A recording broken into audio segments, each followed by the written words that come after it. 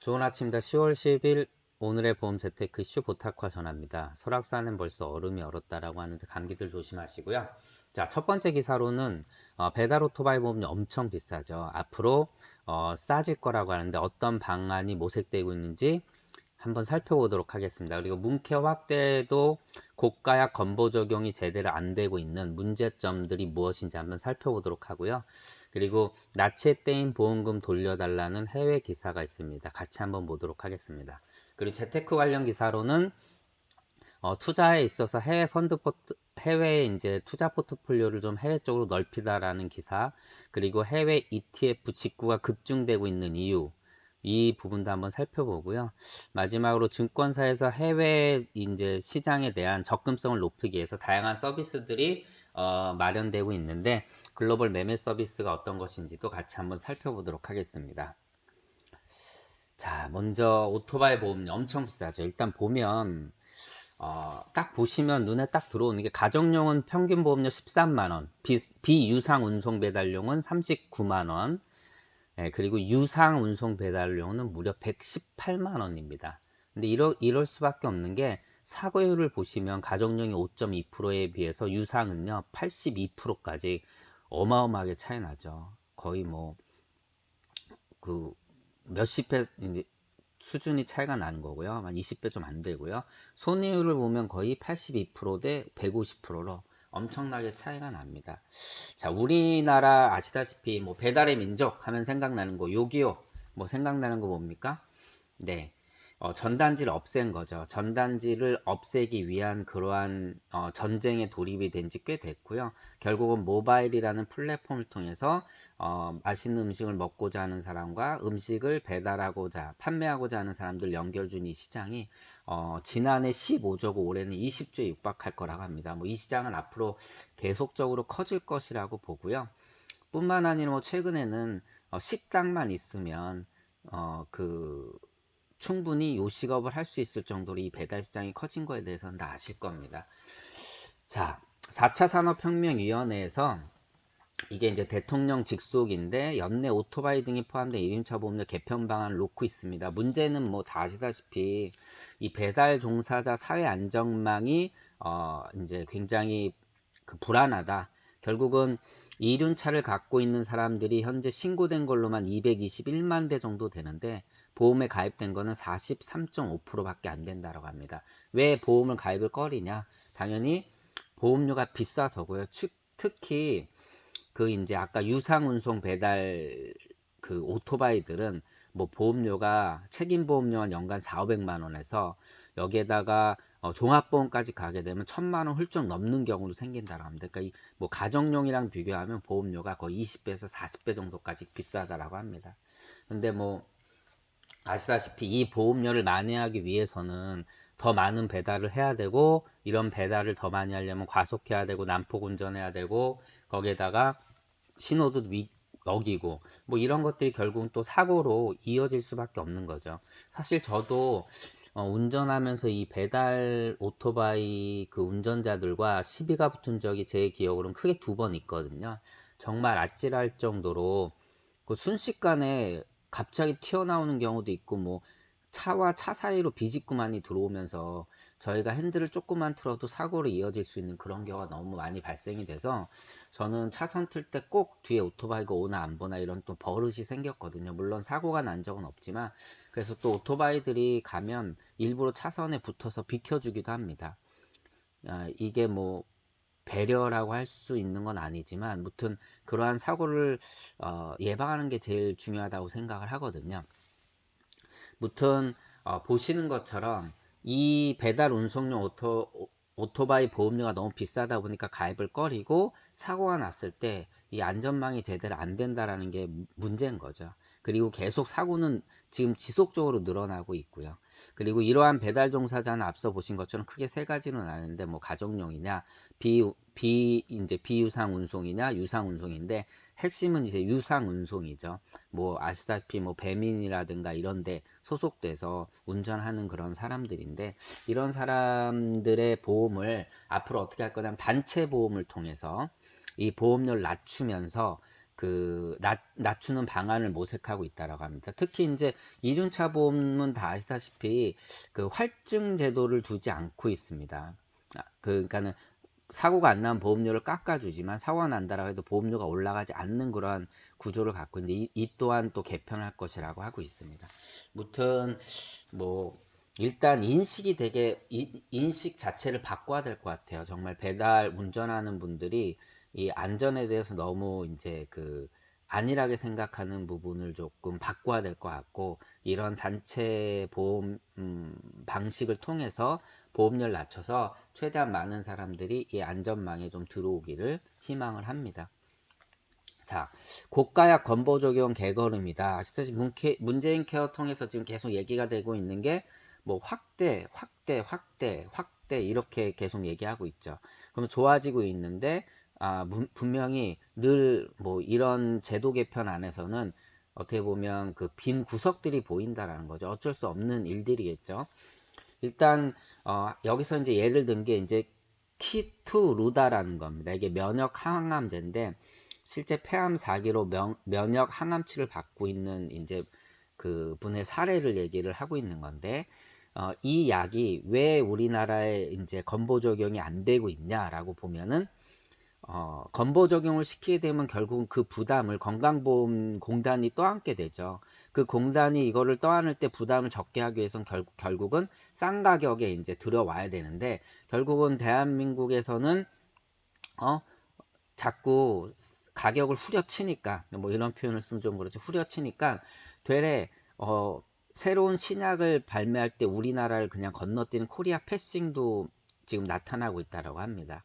그러니까 어느 정도의 심각한지 딱 이 얘기만 들어도 이해를 하실 겁니다. 결국은 가격 협상이 안 되다 보니까 지금 2년째 뭐 이게 이제 계류 상태에 있는 거고 거의 결렬 상태에 있다라고 합니다. 실제 그 동아 ST라는 뭐 유명한 제약회사 있죠.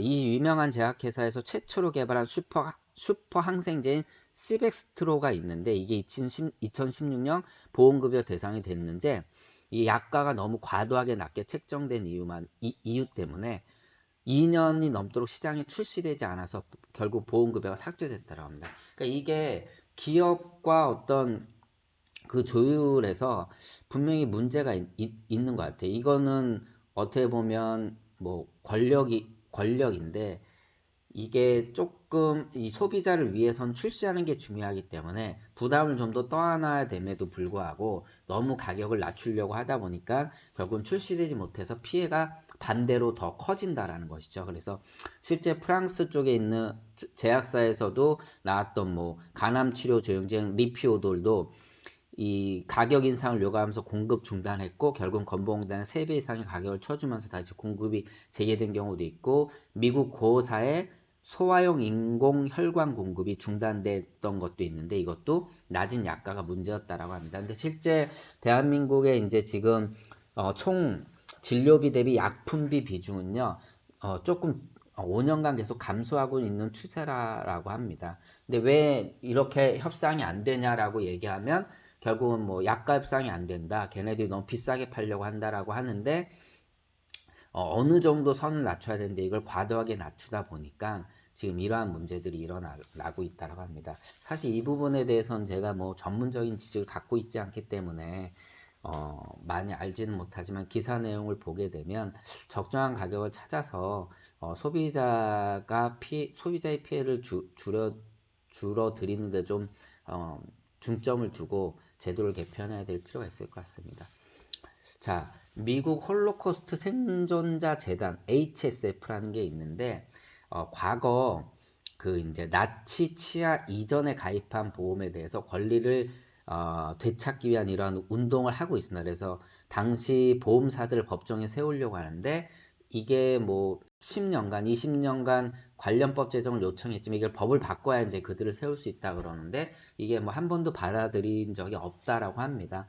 그래서 이 보험사가 독일 보험사인 알리안츠랑 이탈리아 보험사인 제네랄리라는 그 대형 보험사 상대으로 법정 소송을 준비하고 있고, 금액은 30조 원에 다른다라고 합니다. 이제 환산하면 현재 돈 가치로. 그런데 이게 한 번도 받아들여지지 않고 있다라고 하는 그러한 내용인데 아쉬운 거죠. 결국은 뭐 이 피해를 본 분들의 심정이나 이런 보험금, 결국은 보험료를 냈을 것이고요. 보험금을 못 받은 것은 가장 큰 이제 보험의 어떤 역할을 하지 못한 거기 때문에 뭐 잘 해결되기를 바랍니다. 재테 관련 기사 보도록 하겠습니다. 자, 뭐 저도 예전에 제가 이제 그 유튜브에 한번 변액보험의 적립 투자에 대해서 국내 시장을 벗어나라고 한번 제가 그 영상을 한번 올린 적이 있는데 그게 뭐 그다지 제가 뭐 구독자 수도 많지 않고 뭐 유튜브를 거의 시작하지 않을 때에도 불구하고 조회수가 만 회를 좀 넘었습니다.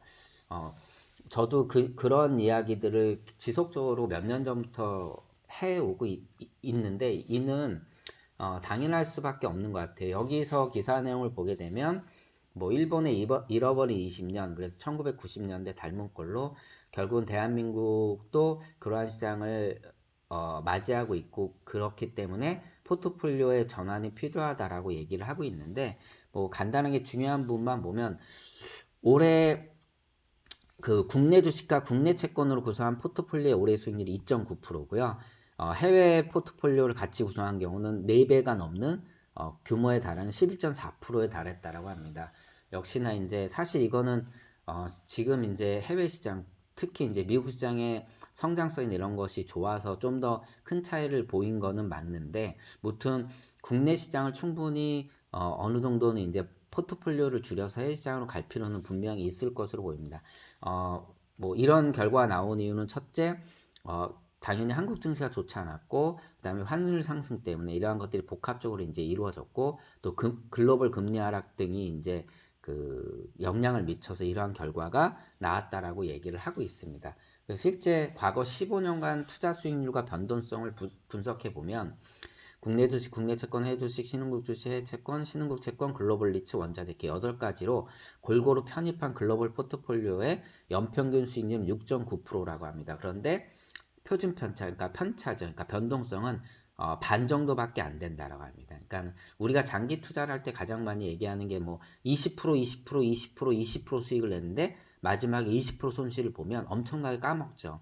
이거보다 그냥 평균 수익 12%, 11%, 12%, 12%, 12% 내는 게 더 좋다라고 하면서 저도 예전에 이제 변액보험 강의할 때 이런 얘기들 들었는데 결국 이거는 내 자산이 점점 쌓이면서 나중에 뭐 예를 들어서 큰 타격을 한번 맞으면 전체 수익률을 한순간에 날려버릴 수 있다라는 것들을 설명하기 위해서 약간 이제 그 어떻게 보면 조금 적극적으로 그 자료를 이제 좀 과대하게 좀 만든 거지만 무튼 꾸준한 수익률이 매우 중요하다라는 거고 시장이 폭락할 때 또는 위기가 올 때 리스크를 줄이는 것이 이제 장기 투자나 이런 투자에서 매우 중요하다고 말씀드린 건데 여기서도 그러한 얘기를 하고 있습니다. 아무튼 최근에 이제 국내 주식형 펀드에선 돈이 많이 빠져나간 해외 자산 배분 펀드에서는 돈이 많이 들어오고 있다라고 하면서 이 자산 배분 펀드에 대해서 얘기를 하고 있는데 사실 국내 주식시장에 대해서는 접근성이나 정보 그 습득이 좀 빠르지만 해외 시장이 게 어렵지 않습니까? 그래서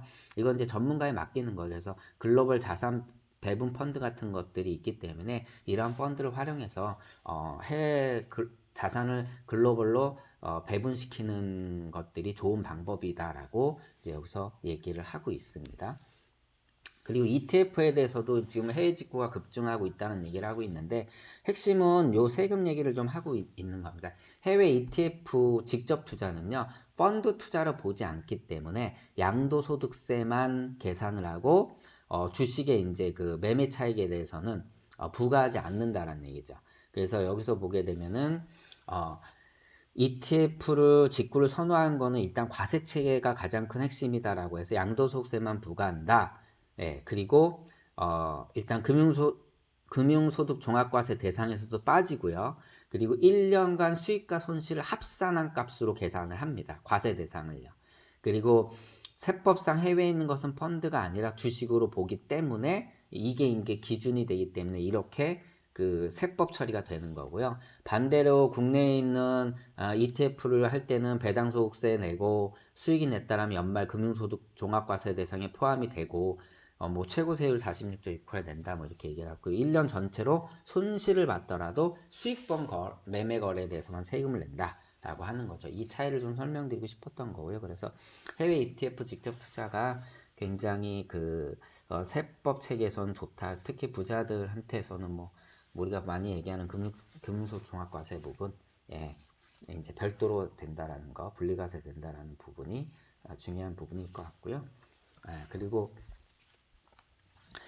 이제 해외 투자할 때 뭐 중요한 게 우리가 뭐 환매 다시 매입 뭐 이런 거 할 때 이제 시차가 매우 중요한데 여기서 얘기하는 건 일단 그 해외 투자 관심이 커지다 보니까 이제 증권사에서 좋은 서비스를 내놓는 이야기를 하고 있는 건데 그 중에 하나 글로벌 매매 서비스를 하고 있는 겁니다.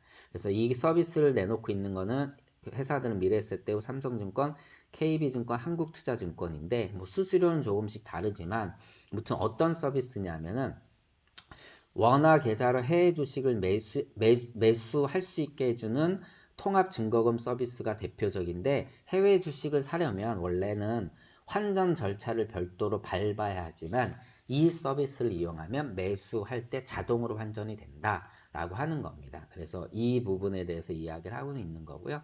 그러면서 수수료는 뭐 달러당 5원, 어떤 회사는 0.5원, KB증권 환전 수수료가 없다라고 얘기를 하고 있는 거고요. 그리고 뭐 NH투자증권 같은 건 이런 증거금 서비스를 제공하지 않지만 글로벌 논스톱 매매 서비스를 내놨다라고 해서 또 광고를 하고 있는데 뭐 예를 들어서 삼성전자를 매도하고 보통 다시 뭐 애플 주식을 사고 싶다라고 하면 원화를 당연히 달러로 환전하고 매수하다 보니까 뭐 보통 이거래일이나 걸리는데 여기서는 당일 매도 결제 매도로 한 다음에 바로 또 매수할 수 있는 그러한 서비스가 제공되고 있다라고 합니다. 뭐 매우 중요한 거죠. 과거에 변액보험 같은 경우도 뭐 이러한 것들이 있어서 좀 문제됐던 변액보험이 있었죠. 그 매수와 매도하는 부분 때문에요.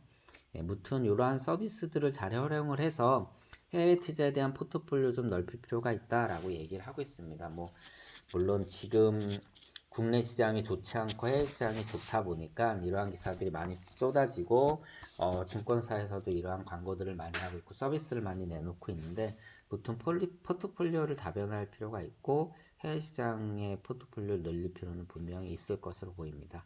자, 오늘은 여기까지 하도록 하겠습니다. 고맙습니다.